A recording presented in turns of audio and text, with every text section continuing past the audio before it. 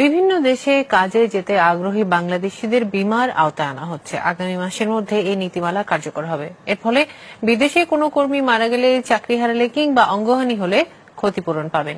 Report মাশরিক রাহাতের। বিশ্বের বিভিন্ন দেশে কাজে যাওয়া বাংলাদেশি কর্মীর সংখ্যা বৃদ্ধি পাচ্ছে।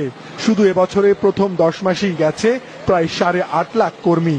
তবে বিদেশে গিয়ে কাজ না পেয়ে কতজন বাংলাদেশি প্রতারণা কিংবা বেকার, দুর্ঘটনায় অঙ্গহানি কিংবা মারা যাচ্ছেন তার সঠিক কোনো হিসেব নেই।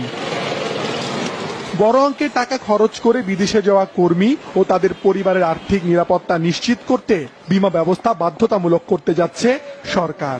যারা এখানে এমপ্লয়মেন্ট ভিসা নেওয়া যাবে তাদের সকলের জন্য বীমা বাধ্যতামূলক করা হবে।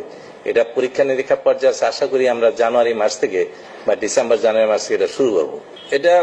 এটা জীবন বীমাই হবে এটা মেনলি, এবং সেখানে ধরেন যারা যাবে সে কর্মী মৃত্যুবরণকারী যারা মৃত্যুবরণ করলে কিংবা অ্যাক্সিডেন্ট হলে সেখানে তাদের জন্য বীমা থাকবে। যদি কেউ অসুস্থ হয়ে ফেরত আসে তাদের জন্য থাকবে।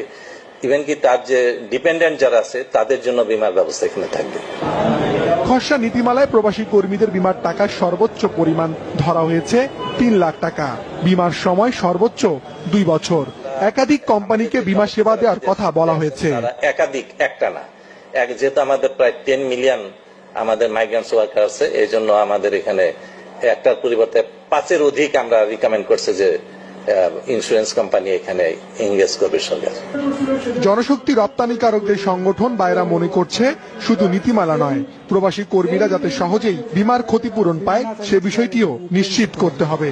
আমাদের দেশে বীমা, পার্সোনাল বীমা যেটা হয় সেখানে মানুষের এখনো ওইরকম সচেতন আসেনি।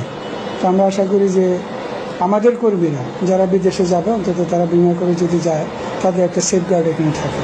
এখনো পর্যন্ত আমরা কোনো গাইডলাইন পাইনি যে কোন ইন্স্যুরেন্স কোম্পানিতে করতে হবে। বর্তমানে বৈধ পথে কাজে গিয়ে যেসব প্রবাসী কর্মী মারা যান শুধুমাত্র তাদের পরিবারের জন্য প্রবাসী কল্যাণ মন্ত্রণালয়ের ওয়েজ আর্নার্স ওয়েলফেয়ার বোর্ড থেকে কিছু আর্থিক অনুদান পাওয়ার বিধান রয়েছে। মাশরিক রাহাত, মাছরাঙা সংবাদ, ঢাকা।